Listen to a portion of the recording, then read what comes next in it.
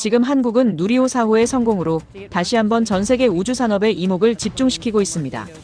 기술 이전이 철저히 금지된 군용 로켓 엔진의 심장, 그 실물이 한국 연구진에게 포착된 것입니다. 러시아는 당황했고 한국은 단 한 줄의 설계도 없이 수천 번의 폭발 실험을 시작했습니다. 그리고 마침내 불가능하다던 나라가 세계 7번째 우주 자립국이 되자 전 세계가 경악했습니다. 실수로 들어온 엔진 하나로 한국은 결국 불가능이라던 기술을 해냈습니다. 하지만 과연 이 모든 것은 러시아의 단순한 실수였을까요? 아니면 실수를 가장한 또 다른 선택이었을까요? 실수로 시작된 사건, 그러나 그 끝은 의도보다 완벽했습니다. 안녕하세요. 저는 러시아 항공우주청의 기술감시관 이반 모로조프입니다. 모스크바의 차가운 2월 아침, 상관의 냉정한 목소리가 사무실 전체를 얼어붙게 만들었어요. 58년을 살아오며 수많은 국가의 기술 현장을 감시해왔지만 이번 임무만큼 우습게 느껴진 적은 없었습니다. 한국이라는 작은 나라가 우주 개발에 손을 댄다니 그들에게 필요한 건 부품이지 기술이 아니라고 상관은 단언했어요. 탁자 위에 놓인 비행기표를 집어들며 저는 이미 보고서의 결론을 마음속으로 써내려가고 있었습니다. 인천공항에 내린 순간부터 모든 것이 예상과 달랐어요. 공항 직원들의 정중한 인사, 깔끔하게 정리된 시설들. 하지만 저는 이미 마음속으로 결론을 내렸죠. 겉모습만 번지르한 모방국가일 뿐이라고 말입니다. 택시기사가 한국어로 뭔가를 말했지만 저는 러시아어로만 답했어요. 소통할 필요도 없다고 생각했거든요. 한국항공우주연구원 건물 앞에 도착했을 때의 첫인상은 실망이었습니다. 러시아의 바이코누르 우주기지와 비교하면 초라하기 그지없었어요. 낡은 실험동, 조잡해 보이는 장비들, 그리고 턱없이 젊어 보이는 연구자들. 저는 비웃듯 중얼거렸습니다. 이런 곳에서 무슨 우주 개발이 가능하겠냐고요. 안내를 받아 들어간 실험실에서 처음 만난 사람이 박진우였어요. 엔진 개발팀 리더라고 자신을 소개하는 그의 손에는 기름때가 묻어 있었습니다. 러시아에서라면 상상할 수 없는 일이었죠. 고위 기술자가 직접 손에 기름을 묻힌다니 말입니다. 박진우가 연소실 앞에서 뭔가를 설명하기 시작했지만 저는 귀 기울이지 않았어요. 숫자는 정확한데 온도가 틀렸다고 제가 지적하자 박진우가 다가와 반문했습니다. 온도를 맞추려니까 이 밤을 새는 거라고 하더군요. 저는 냉정하게 답했어요. 온도보다 계산이 더 중요하다고 말입니다. 그러자 박진우가 미소를 지으며 말했어요. 계산이 완벽하면 실패는 없겠지만 실패는 직접 겪어야 배운다고요. 그 말이 저를 당황스럽게 만들었습니다. 러시아에서는 실패를 인정하는 순간 모든 것이 끝나거든요. 하지만 이 젊은 한국인은 실패를 당연한 것처럼 말하고 있었어요. 저는 더 이상 대화할 필요를 느끼지 못하고 실험동을 떠났습니다. 창밖으로 이른 새벽에 첫 불빛이 번지고 있었어요. 한국의 겨울 아침은 러시아만큼 차가웠지만 어딘가 다른 느낌이었습니다. 숙소로 돌아가는 길에 저는 오늘 본 것들을 정리해봤어요. 낡은 장비, 젊은 연구진, 그리고 실패를 두려워하지 않는다는 이상한 자신감. 그날 밤 호텔방에서 첫 번째 보고서를 작성했습니다. 한국의 기술 수준은 예상보다 낮음. 독자적 개발 능력 의문. 지속적 감시 필요. 하지만 펜을 놓고 나서도 박진우의 마지막 말이 계속 머릿속을 맴돌았어요. 실패를 직접 겪어야 배운다는 그 말이요. 다음 날 아침 실험동으로 향하는 길에 이상한 광경을 목격했습니다. 새벽 5시임에도 불구하고 실험실에 불이 켜져 있었어요. 몇 명의 연구원들이 밤을 새워 뭔가를 작업하고 있었습니다. 러시아라면 야근 수당 때문에 예산이 바닥났을 텐데 이들은 자발적으로 밤을 새우고 있었어요. 김소연이라는 냉각 시스템 연구원을 만났을 때도 마찬가지였습니다. 밤샘 실험 중임에도 불구하고 그녀는 미소를 잃지 않았어요. 기술은 온도로 움직인다며 사람의 온도라고 덧붙이더군요. 저는 그런 감정적인 접근을 이해할 수 없었습니다. 기술은 정확한 계산과 검증된 데이터로만 이루어지는 것이니까요. 하지만 며칠이 지나면서 이상한 느낌이 들기 시작했어요. 이들의 열정이 단순한 감정이 아니라는 것을 깨달았거든요. 실험이 실패해도 좌절하지 않고 오히려 실패 원인을 분석하며 다음 시도를 준비하는 모습이 인상적이었습니다. 러시아에서라면 한 번의 실패로도 프로젝트가 중단될 텐데 말이에요. 첫 주가 지나가면서 저는 점점 혼란스러워졌습니다. 분명히 한국의 기술 수준은 러시아에 비해 떨어져요. 하지만 뭔가 다른 것이 있었습니다. 그들만의 방식, 그들만의 속도가 있었어요. 그것이 무엇인지는 아직 모르겠지만 단순히 기술 수준만으로 평가할 수 없는 무언가가 있다는 걸 느꼈습니다. 모스크바로 보낸 두 번째 보고서에는 이렇게 적었어요. 한국 연구진의 기술적 역량 재평가 필요. 예상보다 체계적 접근 확인됨. 하지만 정작 제가 무엇을 재평가해야 하는지는 명확하지 않았습니다. 단지 처음 가졌던 확신이 흔들리고 있다는 것만은 분명했어요. 시간이 흘러 한국의 봄이 찾아왔지만 실험동의 밤은 계속되었습니다. 처음 한 달 동안 제가 목격한 것은 상상을 초월했습니다. 연소실이 터지고 금속이 녹아내려도 연구진은 포기하지 않았습니다. 오히려 폭발한 잔해를 꼼꼼히 수거해서 분석하더군요. 러시아에서라면 실패한 실험의 증거를 서둘러 치웠을 텐데 이들은 실패를 연구 자료로 보관했어요. 어느 날 새벽 3시 또 다른 폭발음이 실험동을 뒤흔들었습니다.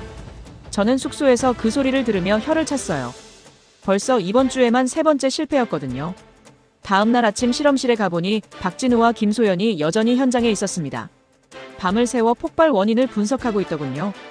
또 터졌다고 누군가 말했을 때 그래도 2초는 더 버텼다는 대답이 돌아왔어요. 웃음과 절망이 뒤섞인 현장이었습니다. 저는 그들의 집요함 속에서 묘한 감정을 느끼기 시작했어요. 이건 단순한 업무가 아니었습니다. 뭔가 더 깊은 무언가가 이들을 움직이고 있었거든요. 러시아에서는 실패 횟수가 기록되면 프로젝트 담당자가 교체됩니다. 하지만 여기서는 실패 횟수를 오히려 자랑스럽게 이야기하더군요. 184번의 폭발과 재조립이라는 숫자를 들었을 때 저는 정말 충격을 받았어요. 그 많은 실패를 겪고도 여전히 웃을 수 있다는 게 신기했습니다. 그날 밤 김소연이 뜨거운 커피를 건네며 제게 물었어요. 왜 실패를 두려워하지 않느냐고 물어보니 그녀가 담담하게 답했습니다. 실패를 숨기면 다음 세대가 같은 실수를 한다고 하더군요. 저는 솔직하게 말했어요. 러시아에선 실패한 사람은 사라진다고요. 그러자 김소연이 조용히 웃으며 말했습니다. 그래서 러시아는 기술이 빠르지만 마음은 멈춰 있다고 하더군요. 그 말이 제 귓가를 오래 붙잡았어요. 58년을 살면서 들어본 말 중 가장 날카로운 지적이었습니다. 기술은 발전했지만 정신은 그대로라는 뜻이었거든요. 그날부터 저는 이들을 다른 시각으로 보기 시작했어요. 패배한 나라의 기술자가 아니라 불굴의 인간들이었습니다. 밤마다 계속되는 실험 소리가 더 이상 시끄럽게 느껴지지 않았어요. 오히려 그 소리에는 뭔가 간절함이 담겨 있다는 걸 깨달았습니다. 며칠 후 엔진 연소 실험을 직접 참관할 기회가 있었어요. 박진우가 카운트다운을 시작했을 때 모든 연구진이 긴장한 표정으로 모니터를 바라봤습니다. 점화 순간 엄청난 화염이 분출되었고 3초 만에 엔진이 정지했어요. 또 실패였지만 이번엔 아무도 실망하지 않았습니다. 박진우가 흥미롭게 말했어요.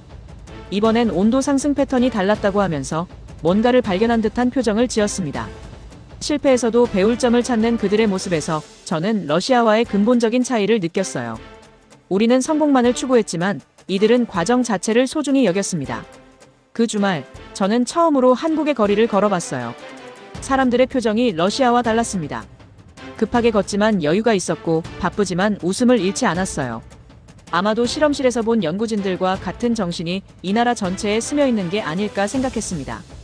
다음 주 월요일 실험실에서 놀라운 일이 벌어졌어요. 연소 시험이 10초 동안 지속된 겁니다. 비록 목표인 1분에는 한참 못 미쳤지만 모든 연구진이 환호했어요. 저도 모르게 박수를 치고 있는 제 자신을 발견했습니다. 김소연이 제게 다가와 말했어요. 처음엔 1초도 버티지 못했는데 이제 10초까지 왔다고 하면서 기뻐하더군요. 그 말을 들으며 저는 깨달았습니다. 이들에게는 완벽한 성공이 목표가 아니라 어제보다 나은 오늘이 목표였다는 것을요. 그날 밤 모스크바에 보낸 보고서에는 이렇게 적었어요. 한국 연구진의 접근 방식 독특함. 실패를 학습 과정으로 인식.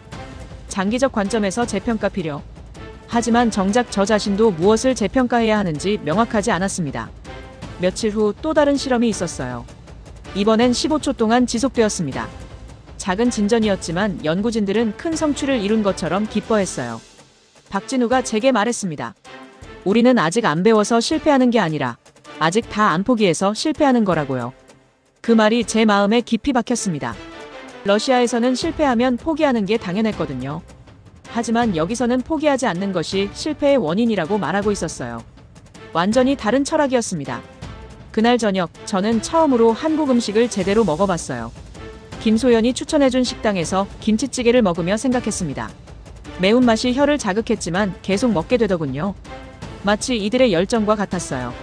처음엔 이해할 수 없었지만 점점 빠져들게 만드는 무언가가 있었습니다. 한 달 반이 지난 어느 날 드디어 30초 연소에 성공했어요. 실험실 전체가 축제 분위기였습니다. 저도 그들과 함께 기뻐하고 있는 제 자신을 발견했어요. 언제부터인가 저는 단순한 감시자가 아니라 이 프로젝트의 한 부분이 되어 있었습니다. 몇 번의 계절이 지나고 나로호 3차 발사라는 마침내 그 순간이 다가왔습니다. 한국의 여름이 끝나갈 무렵 드디어 첫 번째 시험 발사가 예정되어 있었어요. 저는 그동안 수없이 목격한 실패들을 떠올리며 이번에도 별다를 것 없을 거라고 생각했습니다. 하지만 발사 당일 아침 연구진들의 표정이 달랐어요.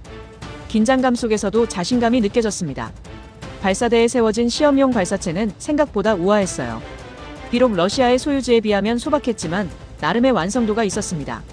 박진우가 최종 점검을 하며 각 시스템을 확인하는 모습에서 한 해 반 동안의 성장이 느껴졌어요. 카운트다운이 시작되었습니다. 10, 9, 8. 제 심장도 덩달아 빨라졌어요. 7, 6, 5. 이상하게도 저는 이들의 성공을 바라고 있는 제 자신을 발견했습니다. 4, 3, 2, 1. 점화. 엄청난 화염과 함께 발사체가 하늘로 솟아올랐어요. 일단 엔진이 완벽하게 작동했고 예정된 고도에서 분리도 성공적으로 이루어졌습니다. 비록 최종 목표에는 도달하지 못했지만 일단 로켓의 성능은 예상을 뛰어넘었어요. 그리고 며칠 후 회수된 1단 엔진이 실험실로 돌아왔습니다. 저는 그 엔진을 보는 순간 얼어붙었어요. 국제협약상 비활성 모형으로만 제공됐어야 할 엔진인데 눈앞에 그것은 완전한 작동형이었습니다. 연소실 내부의 상태, 터빈 블레이드의 마모 패턴, 냉각 채널의 흔적, 모든 것이 실제 운용된 엔진의 특징을 보여주고 있었어요. 금지된 기술, 살아있는 불꽃의 심장이 한국인들의 손에 들어온 겁니다. 저는 즉시 모스크바에 보고해야 한다는 생각이 들었어요. 이것은 명백한 협약 위반이었고 러시아가 실수로 넘긴 기술이었습니다. 하지만 동시에 다른 생각도 들었어요. 정말 실수였을까요? 아니면 누군가의 의도된 선택이었을까요? 그날 밤 보고서를 쓰려고 앉았지만 펜이 움직이지 않았습니다. 창밖에서 들려오는 박진우의 목소리가 계속 귓가에 맴돌았어요. 우리는 아직 안 배워서 실패하는 게 아니라 아직 다 안 포기해서 실패하는 거라고 했던 그 말이요. 며칠 동안 저는 심각한 갈등에 빠졌습니다. 국가의 임무와 개인적인 감정 사이에서 흔들렸어요. 한편으로는 러시아의 기술이 유출된 것을 보고해야 한다는 의무감이 있었고 다른 한편으로는 지난 시간 동안 함께 해온 한국 연구진들에 대한 애정이 있었습니다. 김소연이 엔진 분석 데이터를 정리하며 말했어요. 이 엔진에서 많은 것을 배웠다고, 특히 고온 환경에서의 금속 거동에 대해 새로운 통찰을 얻었다고 하더군요. 그녀의 눈빛에서 순수한 학구열을 봤을 때 저는 더욱 혼란스러워졌습니다. 박진우는 엔진의 설계 철학을 분석하며 감탄했어요. 러시아 기술자들의 냉각 시스템 설계가 정말 뛰어나다고, 이런 접근 방식은 한국에서는 생각해보지 못했다고 말했습니다. 그들이 기술을 훔치려는 게 아니라 진정으로 배우려 한다는 것을 알 수 있었어요. 그 주말 저는 한강을 걸으며 생각에 잠겼습니다. 과연 기술이란 무엇일까요? 단순히 도면과 데이터의 집합일까요? 아니면 그것을 만든 사람들의 정신까지 포함하는 것일까요? 한국 연구진들은 러시아의 기술을 받았지만 그들만의 방식으로 발전시키고 있었어요. 다음 주 월요일 실험실에서 놀라운 광경을 목격했습니다. 박진우와 김소연이 러시아 엔진의 설계를 참조하면서도 완전히 새로운 냉각 시스템을 설계하고 있었어요. 기존 기술을 모방하는 게 아니라 그것을 바탕으로 혁신을 만들어내고 있었습니다. 그때 저는 깨달았어요. 기술은 복사될 수 있지만 그것을 발전시키는 정신은 복사될 수 없다는 것을요. 한국 연구진들이 가진 것은 단순히 러시아의 기술이 아니라 그들만의 독특한 접근 방식이었습니다. 며칠 후 박진우가 제게 조심스럽게 물었어요. 혹시 러시아에서 이런 설계를 할 때 어떤 고려사항이 있었는지 궁금하다고 하더군요. 저는 잠시 망설였지만 결국 솔직하게 답했습니다. 러시아에서는 안전성을 최우선으로 했다고, 그래서 보수적인 설계를 선택했다고 말이에요. 그러자 박진우가 고개를 끄덕이며 말했습니다. 한국도 안전성은 중요하지만 동시에 효율성도 추구하고 싶다고 하더군요. 그래서 러시아 방식을 참고하되 한국만의 개선점을 찾아보고 있다고 했어요. 그 대화를 나누며 저는 확신했습니다. 이들은 기술을 훔치려는 게 아니라 진정으로 배우려 하고 있었어요. 그리고 배운 것을 바탕으로 더 나은 무언가를 만들려 하고 있었습니다. 그날 밤 저는 드디어 결심을 했어요. 보고서에는 간단히 적었습니다. 기술 협력 범위 내에서 진행 중. 특이사항 없음. 완전한 거짓말은 아니었어요. 실제로 한국 연구진들은 협력 범위를 벗어나지 않으려 노력하고 있었거든요. 다음 날 아침 박진우가 새로운 엔진 설계안을 보여줬어요. 러시아 기술을 바탕으로 했지만 완전히 새로운 접근 방식이었습니다. 더 가볍고 더 효율적이며 동시에 안전한 설계였어요. 저는 그 순간 깨달았습니다. 진정한 기술 전수는 단순한 복사가 아니라 이런 창조적 발전이라는 것을요. 그 주 금요일 새로운 설계의 첫 연소 시험이 있었어요. 결과는 놀라웠습니다. 45초 동안 안정적으로 작동했고 모든 성능 지표가 예상을 뛰어넘었어요. 박진우가 제게 와서 고맙다고 말했을 때 저는 뭔가 뜨거운 것이 가슴에서 올라오는 것을 느꼈습니다. 그날 밤 모스크바에 보낸 보고서는 이전과 달랐어요. 한국의 독자적 기술 개발 능력 확인됨. 협력관계 지속 권장. 완전히 다른 결론이었지만 이것이 진실이라고 생각했습니다. 시간은 흘러 한국은 더 이상 도움을 기다리지 않았습니다. 가을이 깊어갈 무렵 러시아 본부에서 새로운 지시가 내려왔어요. 기술 협력 단계적 축소라는 명목이었지만 실제로는 한국의 독자 개발을 견제하려는 의도가 명백했습니다. 저는 그 공문을 읽으며 복잡한 심정이 들었어요. 한편으로는 모국의 정책을 이해했지만 다른 한편으로는 한국 연구진들에게 미안한 마음이 컸습니다. 박진우에게 협력 축소 소식을 전했을 때 그의 반응은 의외였어요. 실망하거나 당황하는 대신 오히려 담담하게 받아들이더군요. 예상했던 일이라고 이제부터는 정말 우리 힘으로 해봐야겠다고 말했습니다. 그 말투에서 각오가 느껴졌어요. 그들은 스스로 불을 붙이기 시작했습니다. 먼저 금속을 깎는 일부터 시작했어요. 러시아에서 제공받던 정밀 부품들을 직접 가공해야 했습니다.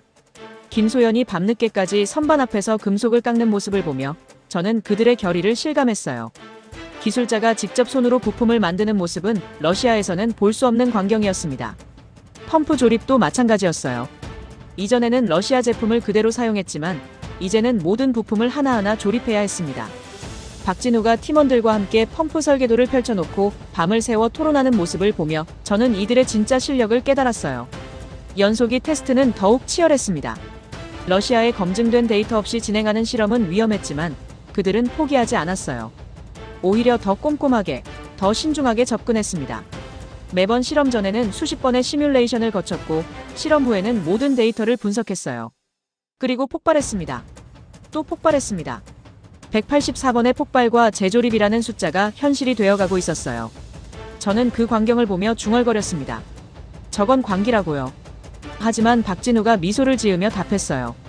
광기라도 좋다고 멈추면 끝이니까요. 그 말이 제게 큰 울림을 줬습니다. 러시아에서는 실패하면 프로젝트가 중단되지만 여기서는 포기하지 않는 한 계속됩니다. 완전히 다른 철학이었어요. 실패를 끝으로 보는 것과 과정으로 보는 것의 차이였습니다. 겨울이 왔지만 실험은 계속되었어요. 영하의 날씨에도 불구하고 연구진들은 실험동에서 밤을 새웠습니다. 난방이 부족한 실험실에서 입김을 내뿜으며 작업하는 모습을 보며 저는 그들의 열정이 얼마나 뜨거운지 실감했어요. 어느 날 밤 또 한 번의 큰 폭발이 있었어요. 이번에는 연소실 전체가 파손되었습니다. 몇 달간의 작업이 한순간에 무너진 거였어요. 저는 이번엔 정말 포기할 것이라고 생각했습니다. 하지만 다음 날 아침 연구진들이 잔해를 치우며 새로운 설계안을 논의하고 있었어요. 우리는 실패를 숨겼는데 저들은 실패를 연구한다는 생각이 들었습니다. 러시아에서는 실패한 실험의 데이터를 폐기하는 것이 일반적이에요. 실패의 증거를 남기면 책임 추궁을 받기 때문입니다. 하지만 한국에서는 실패 데이터가 가장 소중한 자료였어요. 실패에서 배우는 것이 성공보다 더 중요하다고 여기고 있었습니다. 새해가 밝았지만 상황은 여전히 어려웠어요. 러시아의 지원은 거의 중단되었고 한국은 홀로 길을 찾아야 했습니다. 하지만 연구진들의 의지는 꺾이지 않았어요. 오히려 더 강해졌습니다. 이제는 누구에게도 의존하지 않겠다는 각오가 느껴졌어요. 새로운 연소기 테스트가 시작되었습니다. 이번에는 완전히 한국 기술로만 만든 엔진이었어요. 첫 번째 시험에서 30초 연소에 성공했을 때 저도 모르게 박수를 쳤습니다. 러시아의 도움 없이도 이만큼 해낼 수 있다는 것이 놀라웠어요. 김소연이 제게 와서 말했어요. 이제 정말 우리 기술이라고, 누구에게도 빚지지 않은 순수한 우리 기술이라고 하더군요. 그 말을 들으며 저는 묘한 자부심을 느꼈습니다. 마치 제가 한국 연구진의 일원이 된 것 같은 기분이었어요. 하지만 동시에 복잡한 감정도 들었습니다. 러시아인으로서 자국의 기술 독점이 깨지는 것을 보는 기분이었거든요. 그러나 기술자로서는 이들의 성취를 인정하지 않을 수 없었어요. 정당한 노력의 결과였으니까요. 얼마 후 더욱 놀라운 일이 벌어졌어요. 한국이 독자 개발한 엔진이 1분 연소에 성공한 겁니다. 러시아 엔진의 성능에 근접한 수준이었어요. 박진우가 환호하며 팀원들을 끌어안는 모습을 보며 저는 가슴이 뭉클해졌습니다. 그날 밤 모스크바에 보낸 보고서에는 이렇게 적었어요. 한국의 독자 기술 개발 가속화. 러시아 기술 의존도 현저히 감소. 사실만을 기록했지만 그 이면에는 복잡한 감정이 숨어 있었습니다. 며칠 후 박진우가 제게 조심스럽게 물었어요. 앞으로 러시아와의 협력은 어떻게 될 것 같냐고요. 저는 솔직하게 답했습니다. 아마 더 어려워질 것 같다고 하지만 여러분은 이미 충분히 성장했다고 말이에요. 그러자 박진우가 고맙다고 했어요. 그동안 많은 도움을 받았다고, 특히 제가 있어서 기술적 조언을 많이 받을 수 있었다고 하더군요. 저는 아무 도움도 주지 않았다고 생각했는데 그들은 제 존재 자체를 도움으로 여기고 있었어요. 가을이 다시 왔을 때 한국의 기술은 이미 러시아와 비교해도 뒤지지 않는 수준에 도달해 있었습니다. 184번의 폭발을 거쳐 만들어낸 기적이었어요. 저는 그 과정을 처음부터 끝까지 지켜본 유일한 외국인이었습니다. 엔진의 불안정은 서서히 사라졌고 하늘을 향한 준비가 끝나가고 있었습니다. 한국의 두 번째 겨울이 지나가며 저는 놀라운 변화를 목격했어요. 초기에 조잡했던 실험실은 이제 체계적인 연구시설로 변모해 있었습니다. 벽면에는 수백 번의 실험 데이터가 정리되어 있었고 연구진들의 표정에는 자신감이 가득했어요. 더 이상 러시아의 도움을 기다리지 않는 사람들이었습니다. 그러던 어느 날 러시아 본부에서 긴급 연락이 왔어요. 일단 엔진의 상태에 대한 상세 보고서를 즉시 제출하라는 지시였습니다. 갑작스러운 요구였지만 저는 그 이유를 짐작할 수 있었어요. 아마도 한국의 급속한 기술 발전이 모스크바의 관심을 끌었을 겁니다. 저는 펜을 들었다가 멈췄어요. 그동안 제가 숨겨온 진실이 다시 머릿속에 떠올랐습니다. 실물 엔진, 금지된 기술, 그리고 제가 묻어둔 비밀들. 이제 정말로 선택해야 할 순간이 온 것 같았어요. 그때 박진우가 실험실로 들어와 무심히 말했습니다. 이제 거의 다 왔다고, 만약 내일 터져도 그건 오늘보다 나은 실패일 거라고 하더군요. 그 말을 들으며 저는 깨달았어요. 이들에게는 실패가 끝이 아니라 과정이라는 것을요. 그 순간 결심했습니다. 저는 보고서를 덮고 모니터 화면에 간단한 문장을 입력했어요. 모형 엔진 이상 없음. 기술 유출 우려 없음. 완전한 거짓말이었지만 저는 한치의 망설임도 없었습니다. 제가 지켜야 할 것은 러시아의 기술 독점이 아니라 진실한 기술자들의 노력이었거든요. 그날 밤 저는 박진우의 실험 노트에 작은 계산식을 적었어요. 연소 효율을 높일 수 있는 온도 조절 공식이었습니다. 러시아에서만 알려진 비공식적인 노하우였죠. 제가 할 수 있는 마지막 도움이었어요. 다음 날 아침 연소 시험이 있었습니다. 제가 남긴 계산식을 참고한 덕분인지 이번 시험은 완벽히 성공했어요. 2분 30초 동안 안정적으로 연소가 지속되었고 모든 성능 지표가 목표치를 넘어섰습니다. 박진우가 환호하며 팀원들과 끌어안는 모습을 보며 저는 뭔가 뜨거운 것이 가슴에서 올라오는 것을 느꼈습니다. 김소연이 제게 다가와 고맙다고 말했어요. 제가 늘 곁에서 조언해준 덕분에 많은 것을 배웠다고 하더군요. 저는 아무것도 하지 않았다고 답했지만 그녀는 고개를 저었어요. 선배 기술자의 존재 자체가 큰 도움이었다고 말했습니다. 며칠 후 또 다른 보고서 요청이 왔어요. 이번에는 한국의 독자 기술 개발 현황에 대한 것이었습니다. 러시아 정부가 한국의 성장을 견제하려는 의도가 명백했어요. 저는 이번에도 망설이지 않고 답했습니다. 독자 개발 수준 미흡. 러시아 기술 의존도 여전히 높음. 완전한 거짓말이었어요. 실제로는 한국이 이미 러시아와 대등한 수준의 기술을 보유하고 있었거든요. 하지만 저는 그들을 보호하고 싶었습니다. 정치적 견제로부터 순수한 기술 개발을 지키고 싶었어요. 그 무렵 박진우가 제게 조심스럽게 물었어요. 혹시 러시아에서 한국의 기술 개발을 우려하고 있는지 궁금하다고 하더군요. 저는 솔직하게 답했습니다. 어느 정도는 그럴 것 같다고 하지만 여러분의 기술은 이미 독창적인 영역에 들어섰다고 말이에요. 박진우가 고개를 끄덕이며 말했어요. 이제는 누구와 비교하는 것이 아니라 자신들만의 길을 가고 싶다고 하더군요. 더 안전하고 더 효율적이며 더 경제적인 엔진을 만들고 싶다고 했어요. 그 말을 들으며 저는 이들이 이미 러시아를 넘어선 것을 깨달았습니다. 봄이 되어 대형 연소 시험이 예정되어 있었어요. 실제 발사체에 탑재될 엔진의 최종 검증이었습니다. 시험 전날 밤 저는 실험실을 둘러보며 이곳에서 머물렀던 시간을 떠올렸어요. 처음 이곳에 왔을 때의 오만함, 그리고 지금의 마음가짐이 얼마나 달라졌는지 실감했습니다. 시험 당일 카운트다운이 시작되었어요. 이번에는 5분간의 장시간 연소 시험이었습니다. 모든 연구진이 긴장한 표정으로 모니터를 바라봤어요. 저도 마찬가지로 떨리는 마음으로 지켜봤습니다. 점화 순간 엄청난 화염이 분출되었어요. 1분, 2분, 3분. 시간이 흘러도 엔진은 안정적으로 작동했습니다. 4분, 5분. 마침내 예정된 시간이 끝났을 때 실험실 전체가 환호성으로 가득 찼어요. 완벽한 성공이었습니다. 모든 성능 지표가 목표를 상회했고 연소 과정에서 어떤 이상도 발견되지 않았어요. 한국이 드디어 세계 수준의 로켓 엔진을 보유하게 된 순간이었습니다. 박진우가 제게 달려와 악수를 청했어요. 그동안의 도움에 감사하다고 앞으로도 계속 함께했으면 좋겠다고 말했습니다. 저는 그의 손을 잡으며 진심으로 축하한다고 말했어요. 이제 정말로 자신들만의 길을 갈 수 있게 되었다고요. 그날 밤 모스크바에 보낸 보고서는 이전과 달랐어요. 한국의 기술적 성취 인정됨, 향후 협력관계 재검토 필요. 더 이상 숨길 수 없는 현실이었지만 저는 그들의 성공을 축소하지 않았습니다. 며칠 후 러시아 본부에서 전화가 왔어요. 제가 보낸 보고서들의 일관성이 없다는 지적이었습니다. 초기 보고서와 최근 보고서의 평가가 너무 다르다는 것이었어요. 저는 담담하게 답했습니다. 한국의 성장 속도가 예상보다 빨랐다고, 객관적 평가를 위해 지속적 관찰이 필요했다고 말이에요. 사실은 거짓말이었지만 저는 후회하지 않았어요. 진실한 기술자들의 노력을 정치적 이해관계로 평가절하하고 싶지 않았거든요. 제가 지킨 것은 단순한 기술이 아니라 기술에 대한 순수한 열정이었습니다. 그 주말, 저는 한강을 걸으며 생각했어요. 과연 저는 러시아를 배신한 걸까요? 아니면 진정한 기술자 정신을 지킨 걸까요? 답은 명확하지 않았지만 후회는 없었습니다. 그로부터 1년이 더 흘렀습니다. 2022년 6월, 드디어 그 순간이 왔어요. 지상 연소시험 성공 이후 한국은 마침내 실제 발사에 도전할 준비를 마쳤습니다. 첫 번째 발사는 아쉽게도 실패했지만 연구진들은 포기하지 않았어요. 오히려 그 실패에서 배운 것들을 바탕으로 더욱 완벽한 시스템을 구축했습니다. 37만 개의 부품, 250명의 연구진, 그리고 10년이 넘는 밤샘 작업이 모여 하나의 거대한 불꽃으로 태어날 준비를 하고 있었어요. 나로우주센터에 세워진 누리호 2호기는 더 이상 실험체가 아니었습니다. 한국의 자존심이었어요. 발사 일주일 전, 박진우가 제게 특별한 부탁을 했어요.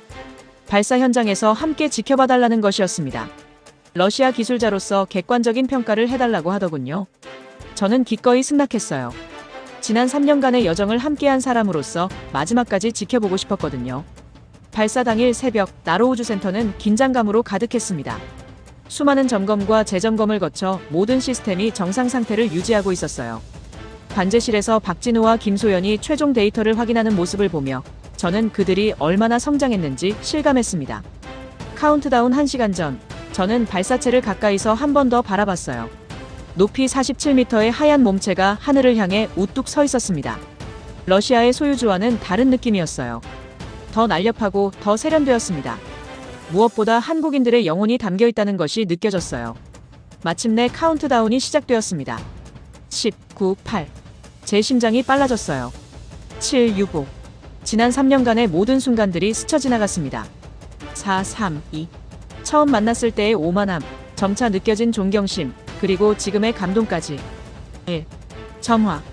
엄청난 화염과 굉음이 발사대를 뒤덮었어요. 누리호가 천천히, 그러나 확실하게 하늘로 솟아올랐습니다. 일단 엔진이 완벽하게 작동하며 발사체를 밀어올리는 모습은 정말 장관이었어요. 제가 지난 3년간 지켜본 모든 실패와 성공이 이 순간에 응축되어 있었습니다. 1단 분리가 성공적으로 이루어졌고 2단 엔진이 점화되었어요. 모든 것이 계획대로 진행되고 있었습니다.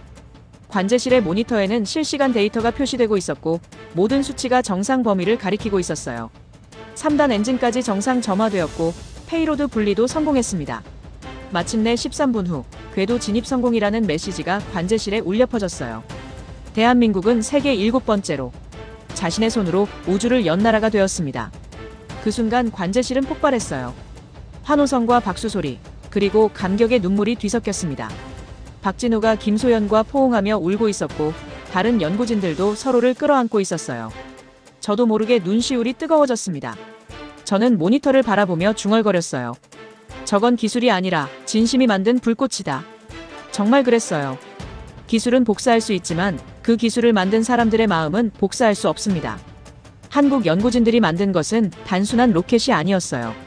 포기하지 않는 정신, 실패를 두려워하지 않는 용기, 그리고 미래에 대한 희망이 만든 걸작이었습니다. 박진우가 제게 달려와 악수를 청했어요. 그동안 함께해줘서 고맙다고, 이 성공에는 제 도움도 있었다고 말했습니다. 저는 고개를 저었어요. 모든 것은 여러분들의 노력이라고, 저는 그저 지켜본 것뿐이라고 답했습니다. 하지만 속으로는 자부심을 느끼고 있었어요. 제가 한 선택이 옳았다는 확신이 들었거든요. 만약 제가 진실을 보고했다면 러시아의 견제로 이 성공은 불가능했을지도 모릅니다. 저는 조국을 속였지만 더 큰 가치를 지켰다고 생각했어요. 김소연이 제게 와서 말했어요. 이제 한국도 우주클럽의 정식 멤버가 되었다고, 앞으로는 다른 나라들과 대등하게 협력할 수 있게 되었다고 하더군요. 그 말을 들으며 저는 뭔가 뿌듯함을 느꼈습니다. 발사 성공 축하연에서 많은 사람들이 제게 감사 인사를 했어요. 러시아 기술자로서 많은 조언을 해줬다고, 특히 어려운 시기에 함께해줘서 고맙다고 말했습니다. 저는 그들의 진심 어린 감사에 마음이 따뜻해졌어요. 그날 밤 호텔방에서 모스크바에 보낼 보고서를 작성했습니다. 이번에는 진실을 써야 했어요. 더 이상 숨길 수 없는 현실이었거든요. 한국의 독자적 우주발사체 개발 성공. 기술 수준 세계적 인정. 짧지만 명확한 보고였습니다. 하지만 과거의 일들에 대해서는 여전히 침묵했어요. 실물 엔진의 존재, 제가 전수한 기술적 조언들, 그리고 의도적으로 축소했던 이전 보고서들. 이 모든 것은 제 마음속에만 간직하기로 했습니다. 며칠 후 러시아 본부에서 연락이 왔어요. 한국의 성공을 어떻게 평가하느냐는 질문이었습니다. 저는 솔직하게 답했어요. 정당한 노력의 결과라고, 더 이상 개발도상국이 아니라 우주 선진국으로 인정해야 한다고 말했습니다. 그 후 며칠간 한국 언론들이 누리호 성공을 대대적으로 보도했어요. 신문과 방송에서는 한국 기술자들의 노력을 조명했고, 앞으로의 우주 개발 계획을 소개했습니다. 저는 그 모든 보도를 관심 있게 지켜봤어요. 특히 인상적이었던 것은 실패 과정도 당당하게 공개한다는 점이었습니다. 184번의 폭발, 수천 번의 시행착오, 그리고 포기하지 않았던 의지까지. 실패를 숨기지 않고 오히려 자랑스럽게 이야기하는 모습에서 한국의 성숙함을 봤어요. 한 방송 인터뷰에서 박진우가 말했습니다. 이 성공은 한국 기술자들만의 것이 아니라 함께해준 모든 사람들의 것이라고요. 러시아를 비롯한 여러 나라의 도움이 있었기에 가능했다고 겸손하게 말하더군요. 그 말을 들으며 저는 감동했어요. 성공했음에도 불구하고 오만해지지 않고 도움을 준 사람들을 잊지 않는 모습이 인상적이었습니다. 이런 자세라면 앞으로도 계속 발전할 수 있을 거라고 확신했어요. 그 주말, 저는 나로우주센터를 마지막으로 방문했습니다. 발사 성공 후에도 연구진들은 다음 프로젝트를 준비하고 있었어요. 성공에 만족하지 않고 더 높은 목표를 향해 나아가는 모습이었습니다. 며칠 뒤 러시아 본부에 마지막 명령이 도착했습니다. 누리호 발사 성공 소식이 전 세계로 퍼져나간 후 모스크바는 충격에 빠졌어요. 한국이 정말로 독자적인 우주 발사 능력을 확보했다는 현실을 받아들이기 어려워했습니다. 그리고 마침내 제가 가장 두려워했던 질문이 왔어요. 실물 엔진의 회수 여부를 즉시 보고하라. 차가운 명령어였지만 그 뒤에 숨은 의미를 저는 잘 알고 있었어요. 러시아 정부가 의심하기 시작한 겁니다. 한국의 급속한 기술 발전이 단순한 노력만으로는 불가능하다고 판단한 거였어요. 분명히 어디선가 기술 유출이 있었을 것이라고 추정하고 있었습니다. 저는 사무실에 혼자 앉아 그 전문을 여러 번 읽어봤어요. 손이 떨렸습니다. 지난 4년간 제가 숨겨온 모든 진실이 밝혀질 순간이 올 수도 있다는 생각이 들었거든요. 실물 엔진, 기술적 조언, 그리고 수차례의 거짓 보고서들. 하지만 저는 이미 선택했어요. 4년 전에, 그리고 1년 전에도요. 컴퓨터 앞에 앉아 간단한 문장을 입력했습니다. 기술 유출 없음. 실험 실패로 종료. 단 한 줄의 거짓말이었지만 그 한 줄이 얼마나 많은 것을 보호하는지 저는 알고 있었어요. 보고서를 전송하고 나서 저는 모든 관련 데이터를 삭제했습니다. 실물 엔진의 사진들, 기술 분석 자료들, 그리고 제가 개인적으로 작성해둔 메모들까지. 흔적을 남기고 싶지 않았어요. 이 비밀은 저와 함께 묻혀야 했습니다. 그날 밤 저는 한강을 따라 오래 걸었어요. 서울의 야경이 강물에 반짝이는 모습을 보며 생각했습니다. 과연 제가 한 일이 옳았을까요? 조국을 배신한 것일까요? 아니면 더 큰 가치를 지킨 것일까요? 답은 명확하지 않았어요. 하지만 후회는 없었습니다. 종이는 거짓을 남기지만 불꽃은 진실을 말한다고 생각했거든요. 하늘로 솟아오른 누리호의 불꽃이야말로 가장 정직한 증언이었어요. 며칠 후 박진우로부터 연락이 왔어요. 성공 축하 만찬에 참석해달라는 초대였습니다. 저는 기꺼이 응했어요. 제가 지켜온 사람들과 마지막 시간을 보내고 싶었거든요. 만찬장에서 만난 연구진들은 모두 행복해 보였습니다. 성공의 기쁨도 있었지만 무엇보다 자신들의 꿈을 이뤘다는 만족감이 느껴졌어요. 김소연이 제게 와서 말했습니다. 이제 정말 어디에도 부끄럽지 않은 기술이라고, 누구에게도 빚지지 않은 순수한 우리 기술이라고 하더군요. 그 말을 들으며 저는 확신했어요. 제가 지킨 것은 단순한 기술이 아니라 이들의 자존심이었다는 것을요. 만약 실물 엔진의 존재가 밝혀졌다면 한국의 성취는 의심받았을 겁니다. 순수한 노력의 결실이 아니라 기술 절도의 산물로 여겨졌을 거예요. 박진우가 건배를 제의했어요. 함께해준 모든 사람들에게 감사하다고, 특히 어려운 시기에 곁을 지켜준 사람들이 있어서 가능했다고 말했습니다. 저는 잔을 들며 속으로 답했어요. 고맙다고 해야 할 사람은 저라고요. 그 후 며칠간 러시아 본부는 조용했어요. 아마도 제 보고서를 검토하고 있었을 겁니다. 저는 불안했지만 의연했어요. 이미 돌이킬 수 없는 강을 건넜다고 생각했거든요. 일주일 후 드디어 러시아에서 연락이 왔어요. 제 보고서를 수용한다는 내용이었습니다. 더 이상의 조사는 없을 것이라고 했어요. 저는 안도의 한숨을 쉬었습니다. 마침내 모든 것이 끝났다는 생각이 들었어요. 하지만 동시에 새로운 명령도 함께 왔습니다. 한국 임무 종료, 즉시 귀국하라는 지시였어요. 예상했던 일이지만 막상 현실이 되니 아쉬움이 컸습니다. 4년간의 한국 생활을 정리해야 했어요. 박진우에게 귀국 소식을 전했을 때 그가 진심으로 아쉬워하는 모습을 봤어요. 앞으로도 계속 연락하자고, 언제든 한국에 놀러오라고 말했습니다. 저는 고맙다고 답했지만 속으로는 다시 만나기 어려울 것 같다는 생각이 들었어요. 김소연도 마찬가지였어요. 제가 떠난다는 소식에 많이 아쉬워했습니다. 그동안 많은 것을 배웠다고, 기술적인 것뿐만 아니라 기술자의 자세에 대해서도 배웠다고 말하더군요. 저는 오히려 제가 더 많이 배웠다고 답했어요. 마지막 주말, 저는 한국의 여러 곳을 다시 둘러봤습니다. 처음 왔을 때와는 완전히 다른 시선으로 바라보게 되었어요. 이제 이 나라는 제게 낯선 곳이 아니었습니다. 제 인생의 일부가 된 곳이었어요. 귀국 전날 밤, 저는 마지막 보고서를 작성했습니다. 4년간의 임무를 총정리하는 문서였어요. 공식적으로는 기술 감시 임무의 성공적 완료라고 적었지만 개인적으로는 전혀 다른 의미였습니다. 제목 없는 개인 메모에는 이렇게 적었어요. 한국에서 배운 것들, 기술은 복사할 수 있지만 정신은 복사할 수 없다. 실패를 두려워하지 않는 용기가 진정한 혁신을 만든다. 그리고 때로는 원칙보다 양심이 더 중요하다. 그 메모는 누구에게도 보내지 않았어요. 그저 제 마음속에 간직하기로 했습니다. 언젠가 나이가 들어 이 시간을 돌아볼 때 제가 옳은 선택을 했다는 것을 기억하기 위해서였어요. 공항으로 가는 길에 마지막으로 나로우주센터 앞을 지나쳤습니다. 누리호가 발사되었던 그 발사대를 바라보며 저는 조용히 말했어요. 안녕, 그리고 고마워. 누구에게 하는 말인지는 저도 정확히 몰랐어요. 한국에게, 연구진들에게, 아니면 제 자신에게 하는 말이었을지도 모릅니다. 비행기에 오르며 저는 마지막으로 뒤돌아봤어요. 한국의 하늘은 여전히 푸르고 맑았습니다. 그 하늘 어딘가에는 한국이 쏘아올린 위성이 돌고 있을 거예요. 제가 지켜낸 꿈의 결실이었습니다. 귀국 비행기 창밖으로 한국의 불빛이 별처럼 반짝였습니다. 4년간의 임무가 끝나고 모스크바로 돌아가는 길이었어요. 기내에서 바라본 한국의 야경은 처음 왔을 때와는 완전히 다르게 보였습니다. 이제 이곳은 제게 낯선 땅이 아니었어요. 제 인생의 일부가 된 곳이었습니다. 좌석에 몸을 기대며 저는 지난 시간을 되돌아봤어요. 처음 한국에 왔을 때의 오만함, 점차 느껴진 존경심, 그리고 마지막 선택까지. 제가 어떻게 이렇게 변할 수 있었을까요? 58년을 살면서 가장 큰 변화였습니다. 승무원이 음료를 가져왔지만 저는 받지 않았어요. 창밖 풍경에 집중하고 싶었거든요. 아래로 보이는 불빛들 사이 어딘가에는 나로우주센터도 있을 거예요. 누리호가 성공적으로 발사되었던 그곳이요. 문득 이상한 생각이 들었습니다. 혼잣말처럼 중얼거렸어요. 러시아가 정말 실수로 넘긴 걸까? 아니면 실수를 가장한 또 다른 선택이었을까? 실물 엔진이 한국에 넘어간 것이 정말 우연이었을까요? 러시아 정부 내부에도 저와 같은 생각을 가진 사람이 있었던 것은 아닐까요? 한국의 성장을 은밀히 돕고 싶어한 누군가가 있었던 것은 아닐까요? 의심은 꼬리에 꼬리를 물었어요. 만약 정말 의도된 일이었다면 저는 더 큰 계획의 일부였던 걸까요? 아니면 정말 우연히 벌어진 일을 제가 덮어준 것일까요?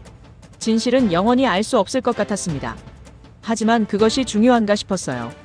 중요한 것은 한국이 그 기회를 놓치지 않았다는 것이었습니다. 실물 엔진이 우연히 넘어갔든 의도적으로 넘어갔든 그것을 발전의 디딤돌로 만든 것은 한국 기술자들의 노력이었어요. 기내가 어두워지며 승객들이 하나둘 잠에 들었습니다. 저도 눈을 감으려 했지만 잠이 오지 않았어요. 머릿속에는 박진우와 김소연의 얼굴이 떠올랐습니다. 그들이 앞으로 어떤 꿈을 이룰지 궁금했어요. 제 손에 남은 것은 보고서 한 장뿐이었어요. 그마저도 거짓으로 가득한 문서였습니다. 하지만 저는 후회하지 않았어요. 종이는 거짓을 남기지만 불꽃은 진실을 말한다고 생각했거든요. 몇 시간 후 모스크바 공항에 도착했습니다. 러시아의 차가운 공기가 얼굴을 스쳤을 때 저는 정말로 돌아왔다는 것을 실감했어요. 하지만 마음 한편에는 여전히 한국이 남아 있었습니다. 공항에서 나오며 마지막으로 뒤돌아봤어요.